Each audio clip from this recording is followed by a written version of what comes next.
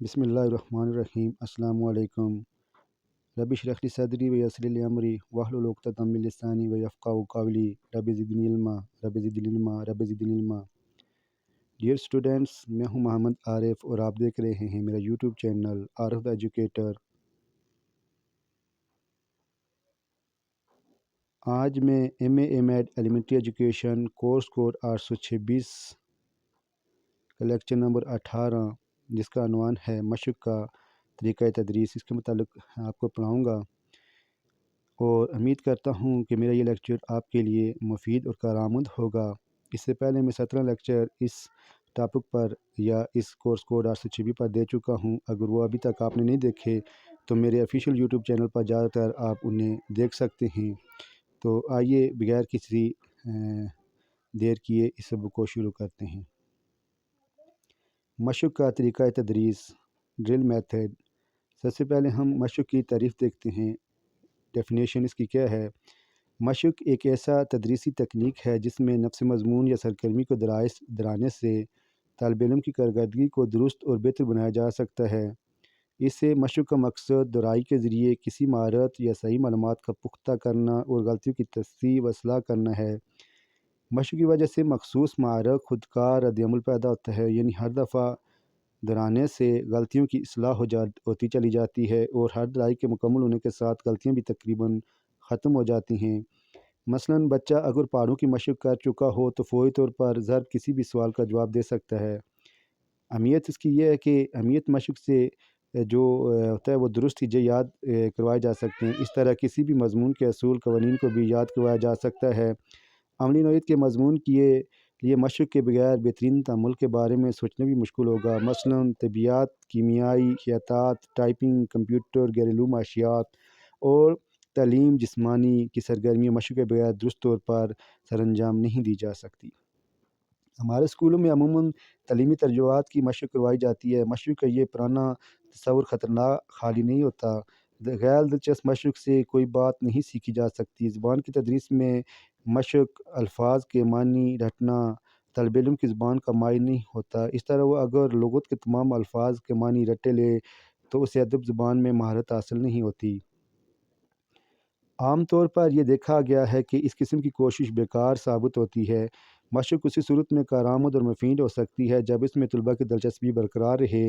دلچسپی کو قائم رکھنے کے لیے نفسیاتی ترغیب کو مد نظر رکھنا ضروری ہے، یعنی انعام اور تحسین، سزا و جزا وغیرہ۔ مؤثر مشق کی صورت میں طالب علم کو اس مقصد کے مشق میں سرگرمی کے اجزاء اور ان کی ترتیب معلوم ہوتی ہے۔ غلطی کی صورت میں طالب علم اس کی فوری درستگی کر لیتا ہے۔ مشق کے متعلق دو نظریات رائج ہیں۔ مشق بذات خود مقصود ہے، یہ روایتی نظریہ ہے۔ مشق کسی واضح عمل ضرورت کے تحت انجام پاتی ہے، ترقی پسند نظریہ ہے۔ یہ دونوں نظریے ذیل میں ہم دیکھیں گے۔ مدرسے میں اس نظریے کی مشق کی جائے بنیاد پر مشق کا اچھا طریقہ یہ ہے کہ طالب علم کو مشق کی جملہ ضرورت کا احساس دلایا جائے۔ مشق اس طریقے سے کروائی جائے کہ طلباء کو اپنی ترقی کا احساس ہو۔ اب ہم مشق کی خوبیاں اور خامیاں دیکھتے ہیں۔ مشق کی خوبیاں: مشق عصبی حرکی مہارتوں اور سرگرمیوں کے علاوہ ادنی درجے کے ذہنی تعامل کے لیے بھی بہر خیال کی جاتی ہے۔ علوم کو ذہن نشین کرنے کے لیے بھی مشق کی ضرورت ہوتی ہے۔ مثلاً سائنس کے قاعدے، کلیے اور قوانین ذہن نشین کرنے کے لیے مشق استعمال کی جاتی ہے۔ سست رفتار بچوں کو مشق کی مدد سے بہتر تعلم میں مدد دی جا سکتی ہے۔ فارغ اوقات میں سرگرمیوں کی مشق کروائی جا سکتی ہے جس سے وقت بھی ضائع نہیں ہوتا اور طالب علم میں تعلم بھی بڑا پائیدار ہوتا ہے۔ مشق سے مہارت کو بہترین طور پر سیکھنے کی وجہ سے غلطیاں کم سے کم ہوتی چلی جاتی ہیں۔ مشق کے نقائص اور تنقید: مشق میں مندرجہ ذیل نقائص پائے جاتے ہیں۔ مشق اکثر سرگرمی کی یکسانیت کی وجہ سے بوریت کا باعث بنتی ہے۔ کچھ دیر مشق نہ کرنے سے یاد ہوئی معلومات بھول جاتی ہے۔ مشق سے زیادہ استعمال سے بچہ یادداشت کو ہی اصل مقصد سمجھ بیٹھتے ہیں۔ مشق سے تعلم ایک میکانی عمل بن جاتا ہے جس وجہ سے تخلیقی اور تعمیری صلاحیتوں کی نشو و نما نہیں ہو پاتی۔ مشق کو مؤثر اور بہترین بنانے کے لیے جو اقدامات ضروری ہیں وہ حسب ذیل ہیں۔ جس مہارت کی مشق کی جائے اس کی جزیات کا بھی علم ہونا چاہیے۔ تعلیم اور تعلم کا اصل مقصد غور و فکر کی عادت ڈالنا ہوتا ہے۔ بلا سوچے سمجھے مشق اچھے نتائج پیدا نہیں کرتی۔ بنیادی مہارتوں میں مشق کے لیے تصورات کا عملی صورت میں پیش کرنا ضروری ہے۔ اس طرح تعلم کا عملی زندگی سے تعلق پیدا ہو جاتا ہے اور مشق دلچسپ، بامعنی اور بمقصد انگیز فہم ہوتی چلی جاتی ہے۔